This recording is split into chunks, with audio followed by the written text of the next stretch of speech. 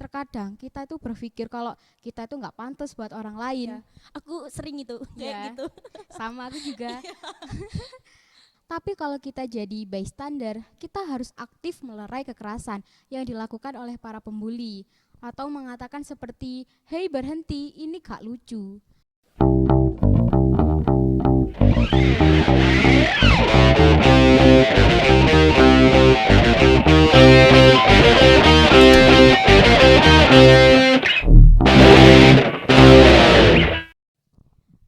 Assalamualaikum warahmatullahi wabarakatuh.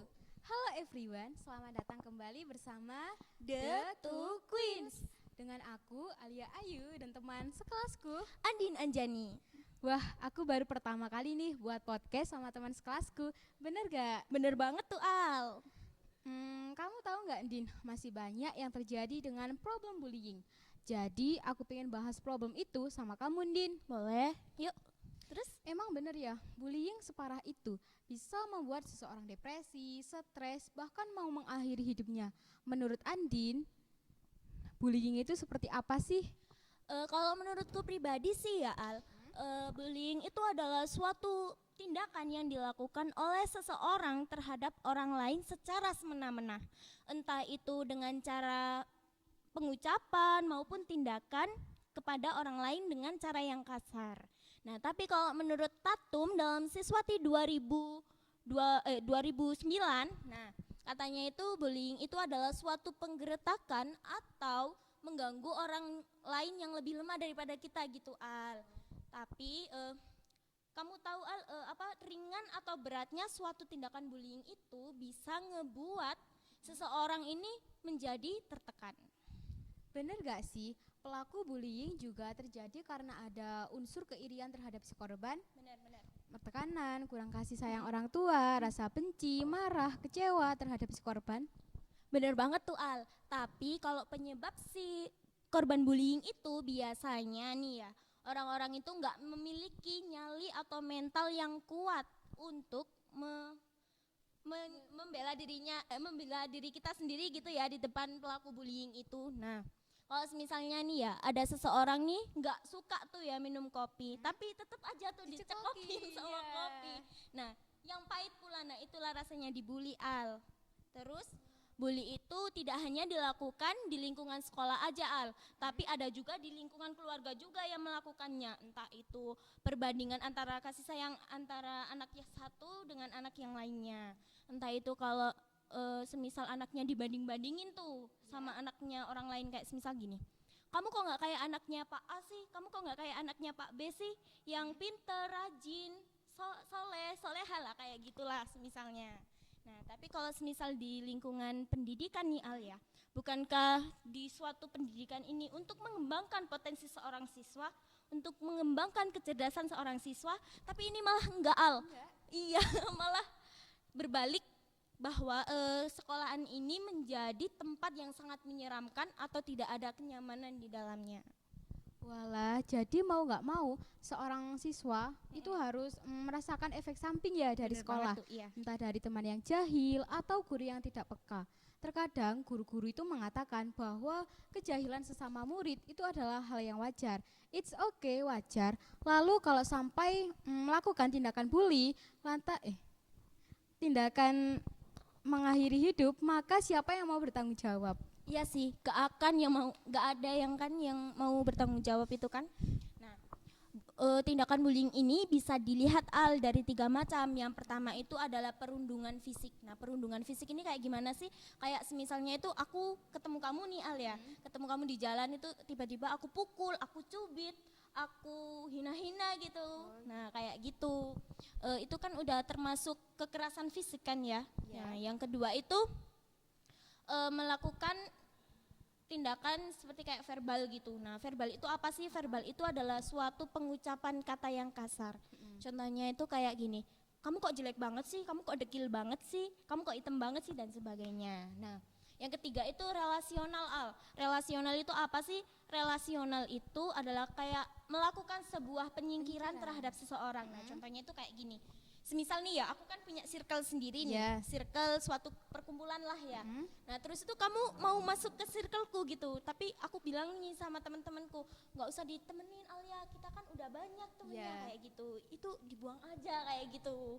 Nah itu kan secara tidak langsung aku melakukan sebuah penyingkiran. Nah, Selain pelaku dan korban, pasti ada juga ya yang namanya itu bystander. iya, Bener nggak bener-bener. sih? Iya. Bystander itu orang yang berada di area tindakan bully. Ada dua kemungkinan nggak sih? Dia juga tergolong dari pihak yang mendukung atau hanya observer alias penonton. Bener, tapi di zaman sekarang, di zaman modern ini banyak orang-orang itu yang berpikir bahwa ketika mereka membela suatu kejahatan, mereka akan lebih aman daripada mereka membela suatu kebenaran. Nah, kalau udah seperti ini, terus siapa orang yang adil dan mau membantu atau menolong korban bully tersebut? Iya, Iya tuh, sangat disayangkan. Padahal korban juga butuh simpati dari bystander. Paling tidak mengatakan seperti berhenti, ini gak lucu. Lalu mereka malah kabur karena takut nanti menerima getahnya. Iya benar. Nah, banyak orang juga yang menyarankan terhadap si korban bully itu kayak sabar aja, diem aja, balas dengan kebaikan. Tapi why, hey, bahkan si korban ini kan punya hak untuk membela dirinya sendiri ketika harga dirinya itu kan sudah diinjak-injak tuh, Iya. dihina-hina tuh. Nah, biar itu si pelaku tahu bahwa si korban ini bukanlah bola sepak yang ditendang terus-menerus. Bener sih, tapi kalau kita jadi bystander, kita harus aktif melerai kekerasan yang dilakukan oleh para pembuli. Atau mengatakan seperti, hei berhenti, ini gak lucu. Terkadang, masa down seperti ini, korban pasti mengalami down yang sangat dalam. Jika ingin menangis, maka menangislah, tumpahkan sederas-derasnya. Jika sudah tenang, ambil nafas sedalam-dalamnya dan atur detak jantung senormal mungkin. Lalu kupas sedikit sayatan luka-luka yang ada di dalam diri kita. Pejamkan mata lalu tidur sejenak, tetapi jangan bawa luka-luka itu di dalam mimpi. Bener sih, tapi kalau semisal nih ya Alia, kita itu udah berhasil nih ya, udah berhasil ngelupasin sayatan-sayatan di hati kita nih ya, sakit hati kita itu udah hilang semuanya nih. Ya. Udah berhasil ngemaafin orang-orang yang ngebully kita nih. Tapi orang-orang itu tetap aja itu makin malah ngelunjak gitu. Kalau makin malah ngelunjak ngebully kita tuh menurutmu kayak gimana tuh? Sarannya? Setelah kita ngobrol tentang bullying, aku ada sedikit langkah-langkah penyembuhan. Gimana tuh? Yang pertama, menerima diri atau berdamai dengan diri sendiri, yaitu ketika keadaan kita sudah mampu menerima semua hal yang ada di dalam diri kita, Din. Kayak gimana tuh contohnya? Mulai dari kehidupan kita yang Oh, iya, kelebihan, kekurangan, luka batin, bahkan kesalahan yang kita buat di masa lalu. Berarti semuanya harus Ya, diterima diterima dengan baik ya? Iya, dengan Iya, iya. baik. Terus? Yang kedua, menghilangkan perasaan atau sikap negatif. Terkadang kita itu berpikir kalau kita itu nggak pantas buat orang lain. Ya, aku sering itu kayak Ya. gitu. Sama aku juga. Jadi itu nggak boleh ya buat Iya. mental kita juga semakin down kan Semakin bakalan, down iya. bakalan. Nah itu nggak boleh ya. Terus Yang ketiga, yang ketiga, pahami harapan dan tujuan hidupmu, gali potensi positif. Tujuan jangka panjang itu akan memberi arah dan makna dalam kehidupan kita. Lalu menggali potensi itu adalah kewajiban gak sih buat kita, Iya sih. setiap individu untuk mengenali diri kita sendiri. Iya. Untuk membuat penyesuaian lah untuk kita di masa depan. iya sih. Masa depan kita kan masih panjang Iya, kan ya, masih jadi panjang. nggak usah dengerin apa Omongan orang omongan lain. berisik di Iya. belakang gitu ya kan. Ya biarin aja kayak anggap aja angin yang lewat Ya, gitu ya, gitu masuk aja. kuping kanan Keluar kuping kiri. Nah kayak gitu ya. Yang keempat itu Yang keempat? mendekatkan diri kepada Sang Pencipta. Maafkan para pembuli, jalani, nikmati hari-hari selanjutnya. Ya. Terus kayaknya gini deh, masa down seperti ini banyak korban nih ya yang merasa sakit hati. Nah kan perlahan-lahan mereka akan membenci seseorang, Ya. membenci semua orang dan menarik diri dari lingkungan sosial. Nah cara ini tidak direkomend ya untuk para korban bully.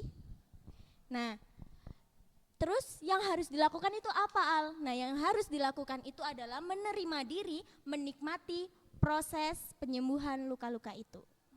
Sebelum kita akhiri podcast ini, aku ucapkan terima kasih untuk para audiens dan rekan temanku Andin yang telah bergabung dengan episode The Two Queens. Semoga apa yang kita obrolkan tadi bisa menambah wawasan untuk kita semua.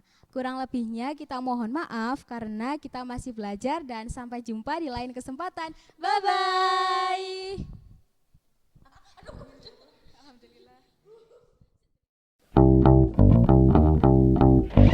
Alhamdulillah.